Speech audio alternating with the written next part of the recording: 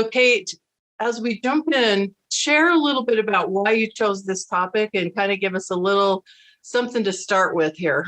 Well, mostly it's because I realized that one of the challenges I had when I had struggles with dating, I had patterns showing up.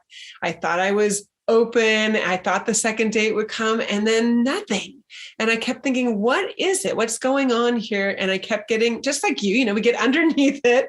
And then from my own pain and suffering, found and discovered, where was I not being honest and courageous with myself and being in a conversation with myself first about what do I want? What do I don't want? Not just deal breakers, but what are my values? How do they show up? How do I look for them? And then impart this information along the way, including and starting with the first date, the first conversations, and leaning into opportunities for connection and vulnerability and risking that, because your micro truth, your courageous conversation that you own first yourself, once you can own it yourself, it becomes easier to impart it to others. But then you're taking a stand for who you are and what you want, because not everybody's a right match for you, right? And if you're like I used to be, I was a people pleaser, I was an overgiver, I wanted to be liked. So it was get them to like me, not are you the right one to like me? Yeah, wow, is that so powerful? Such a huge reframe when we recognize that and realize this. And there was so much there in that intro that I can't wait to have this conversation. Yes. Because I think it's so incredibly powerful. So just kind of backing up to a few of the little points that you made, and I think we can have a really great dance of a conversation around this, Kate. So when you talk about being really clear about what you want, who you are, your values, I think that's such an important place to start. And yet I don't think that's where we always start. Looking back on my years of dating, I, like you, I was more the people pleaser, more focusing on, does he like me, or what will I need to do, or who will I need to be for him to like me? Kind of the pretzeling, especially when I was dating younger. And so for women that are listening to this, like, what's a jumping off point? I want to make this really tangible. Like, where do they start with all that?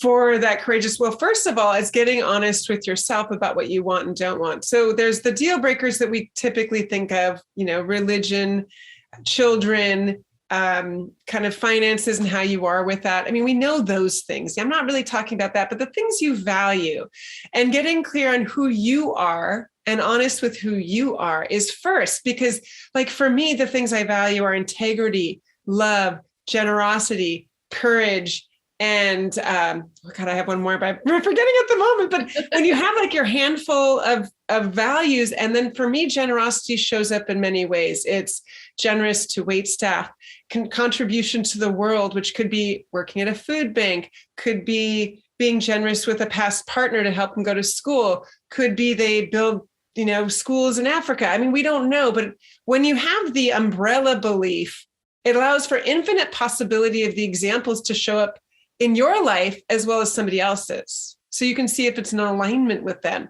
Now, if I'm not being generous, or where am I not being generous, especially in dating, I'm not being generous when I'm not honest. Mm-hmm. First with myself and with a partner or a date. Ooh, this is really like generosity is being open. Generosity is being expansive, right? And honesty is expansive. Mm-hmm. So we really get to be honest about like, wow. And what that means is that, and I like to use the phrase Brene Brown uses, but I think you can use other ways to do this, is we all intake information on that first date. We get little snippets of a life. And then if you're like me and many women who are very anxious or fearful or worried or past experiences jumping up, trying to be in the present, right? They say, oh, he said this. It must mean all this. And we don't know that. We only know the snippet, right? It's the trailer of their life. It's not the movie. Right. So when we get to go back to a guy, when we're worked up and say, oh, the story I'm making up about when you say this, this, and this is the story I'm making up.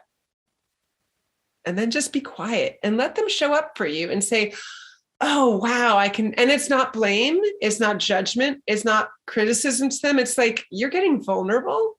You're opening up a part of you that maybe you don't like, which is a bit of a critic, a bit of a judger, which we judge ourselves too, but we're allowing ourselves to be honest and human and messy. Mm-hmm. And I think what women don't understand is that honesty, even if it's messy with responsibility, that's important, right? The important part of it is being responsible and accountable. So it's not making somebody feel like they need to be defensive.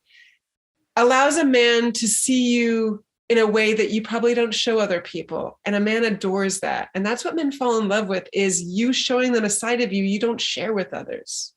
Mm-hmm. So that's critical.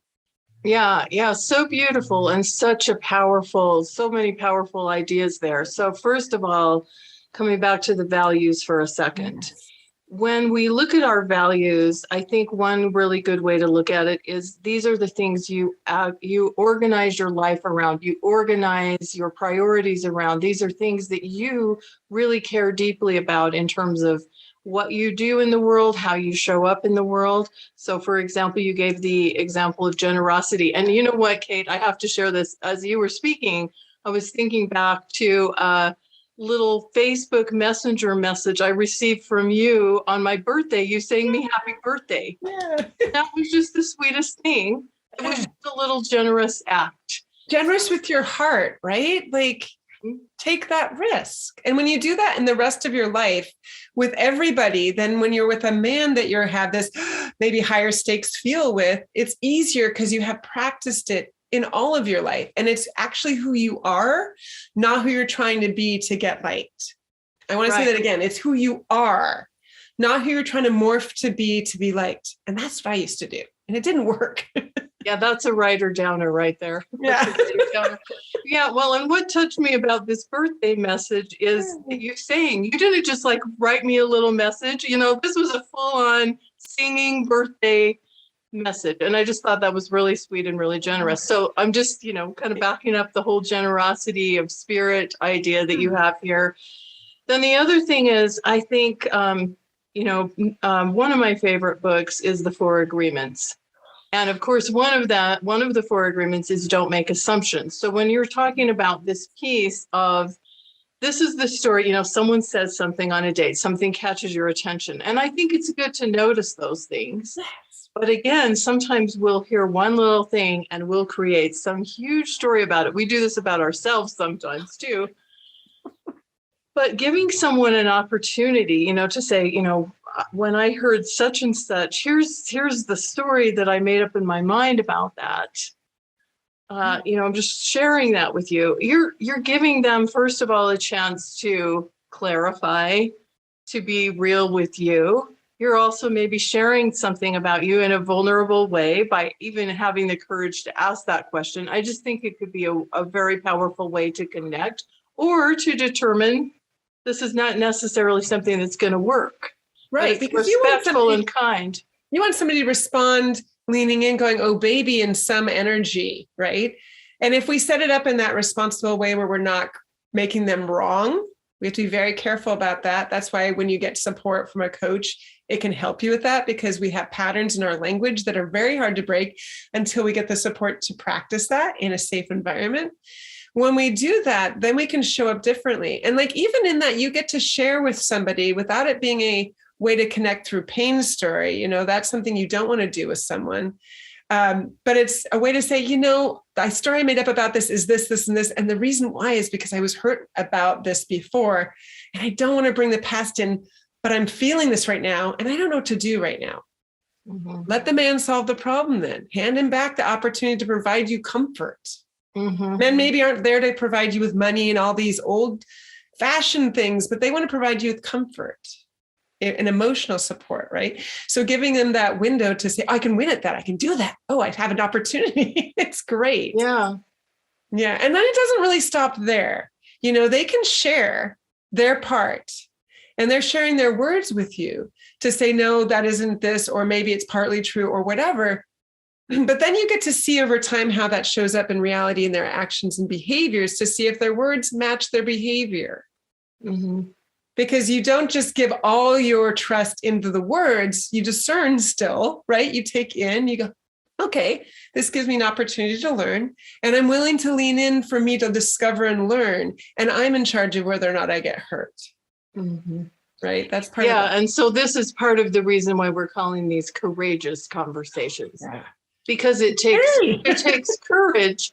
Well, it takes courage, I think, Kate, even for us to be willing to stand in the truth of whatever something is, right? Yeah. Because when we're really looking at the truth, or giving someone else the opportunity to share the truth about what's happening or what's going on for them, there is that chance that it's not going to be a match or it's not going to work. But there's also that opportunity for a deeper kind of connection and a deeper kind of communication that really can lead to something that's much deeper and much more significant. So it does require courage. It requires courage to even have those kind of conversations with ourselves. You know, how much easier is it for us to say, oh, it's all out there, has nothing to do with me, right? It's all the men, it's all the dating problems, it's online dating, it's whatever. There's always, I'm too busy, my work is taken over, whatever. There's always reasons we can come up with. I love that too, with when if anybody listening is saying, well, if they're resonating with you speaking about all these outside things and saying, well, it's not me, it's this. I invite you to look underneath the hood, go underneath, look, probably because I was like this and didn't want to admit this.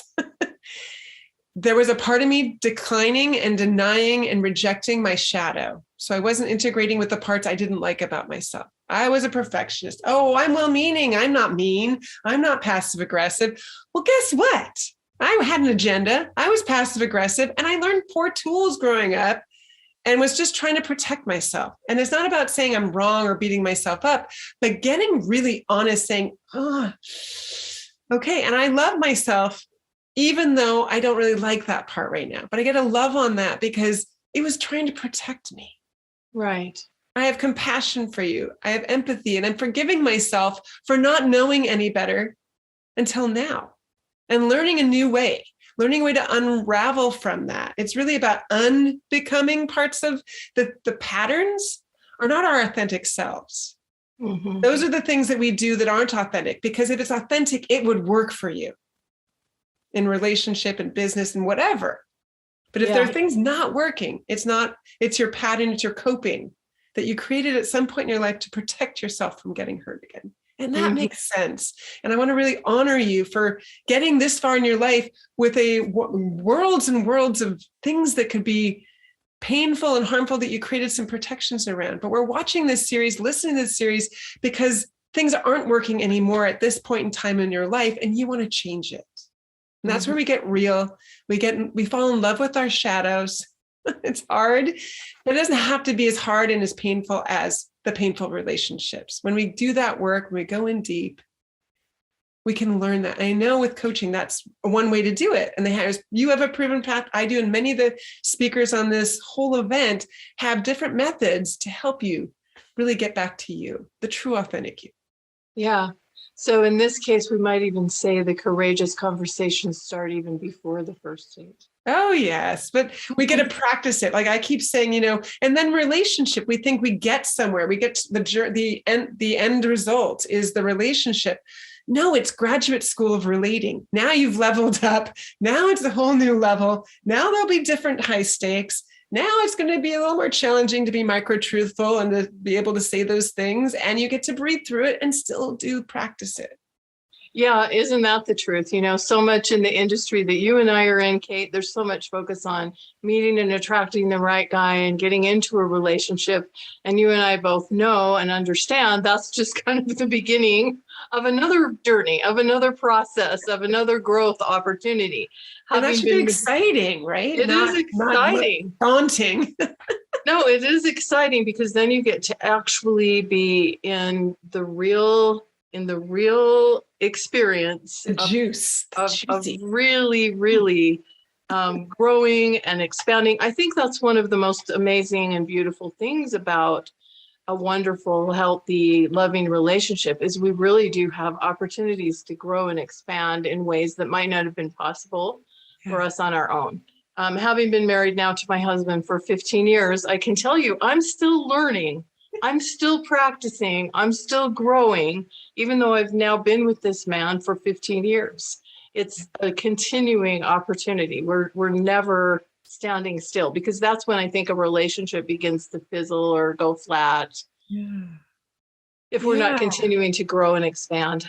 So important. So important. I love that. And just to remember that we get to just evolve and practice and go deeper with ourselves, because usually when we are having struggle or challenge or friction in relationship, whether it's dating and committed, or we're fully in relationship, married or life partner, if we have friction, it's because something we are not resolved in ourselves first. Because when we're resolved and grounded and solid about something, it's easier to speak up about. But, we discover and unravel new things all the time. I do that. I mean, it's not about not having the fear. We don't get rid of the fear. We learn how to respond to it with groundedness, with centeredness, with wisdom, with heart, with vulnerability, instead of trying to avoid it. There's no way to erase it. But we don't have to have a reaction that is, I guess, going to, explode or something like that, because we have all this feeling behind it. We got to understand our feelings first and then learn some wisdom. Even sometimes if you don't know how to say something, to say the thing like, I'm going to say this unskillfully, I'm freaking out right now.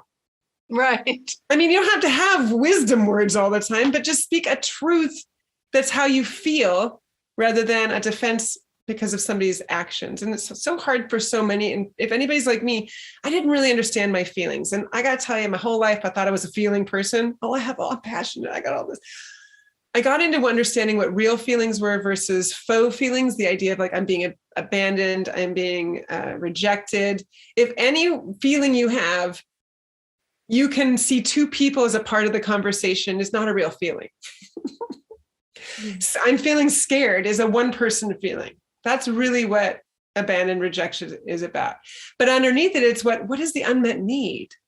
Connection, community, heart, vulnerability. I want, a person, I want stability. And when we get really honest and in touch with our feelings like that, that's us knowing ourselves best to be able to impart that to a partner.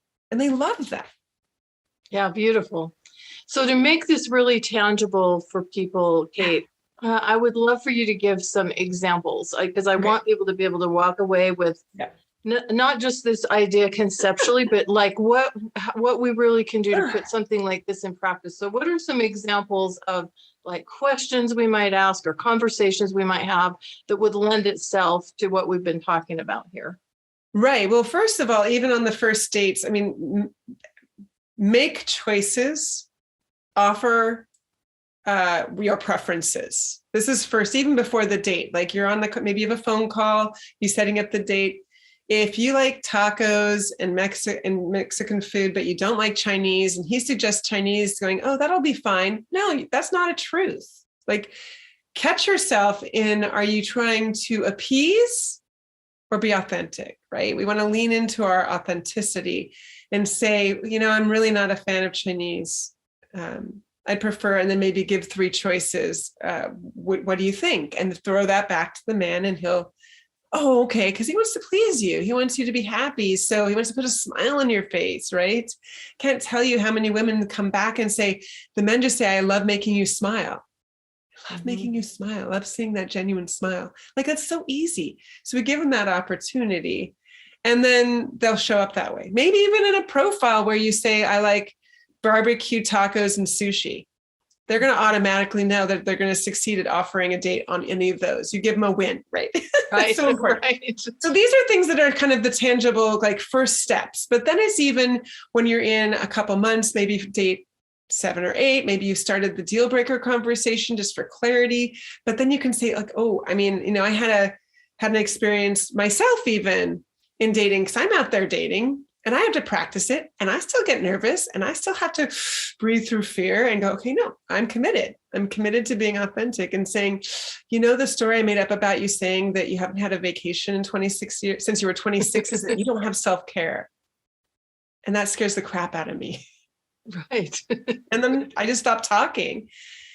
I said, self-care is critical to me, because for me, I didn't have that. And I was a people pleaser and a codependent and an overgiver. And then I built resentment, and then I got ugly. And then I followed all these self-righteousness. That's my story. And I know that might not be yours, but I'm really nervous that, like, if you don't give to yourself first in ways that are important to you, that could be a pattern or a path you might do too. I don't know.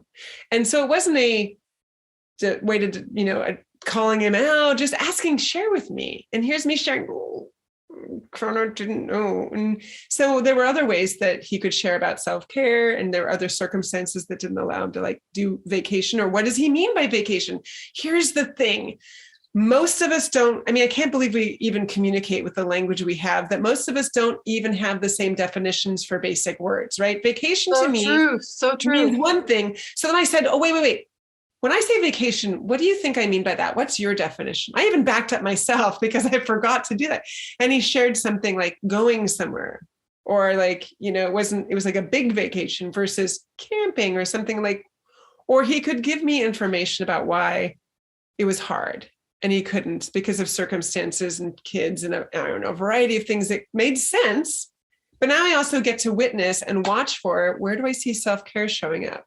Or do I not? Because that's still me being discerning, but I'm not like, hey, I'm watching for it. Like every time I meet, like I'm ready to defend about it. No, I'm like, I just get to see and go, oh, there's some self-care. Oh, he does it this way, and I look for the positive. I'm looking for reasons to keep dating this person, not reasons to deny dating, but I am paying attention for red flags. There's that difference, right? When you're always on the lookout for danger, you're going to find ways to nitpick it, but it doesn't mean to ignore it. There's that balance, right? But being in that expansive place is so critical.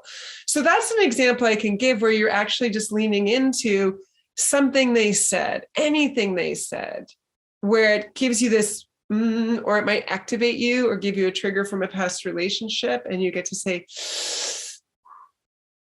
when I hear you say, like the story I'm making up about this is that when you say that you just don't want to repeat patterns again, that you're just decided not to, and that you haven't ever sought any support from a coach or a therapist, the story I'm making about that is that I don't know if that actually is working, right? Like, does that work? I'm fearful about that. Right. Like, how do you know that choice of just deciding is going to work, and then they get to tell you and like, oh no, I did this, and this. You're like, oh, you didn't share with me that you actually did. So that's what I mean. We don't want to jump to fill in. I like to say, don't fill in the blanks with sunshines and rainbows, meaning the happy joy that we don't know, or the depths of despair.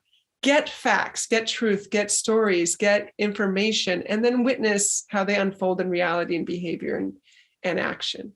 Yeah. And I absolutely think this is such an empowering concept and skill to have, not only in dating, but really in all of our relationships. I mean, imagine how we could transform the world if the whole world was doing this one thing that we're talking about here. And when you learn these tools and methods, the ones you have, things that I have for courageous conversations, when you really learn that, then you are in that moment where you can either lean back and contract and defend, or you say to yourself, this is what I do all the time, breathe in, lean in, and be vulnerable to connect. I want to inspire connection. And knowing that nobody's response or whatever they say or do can hurt me unless I allow it. We're not talking about like extremes. We're talking about the conversations and what people say.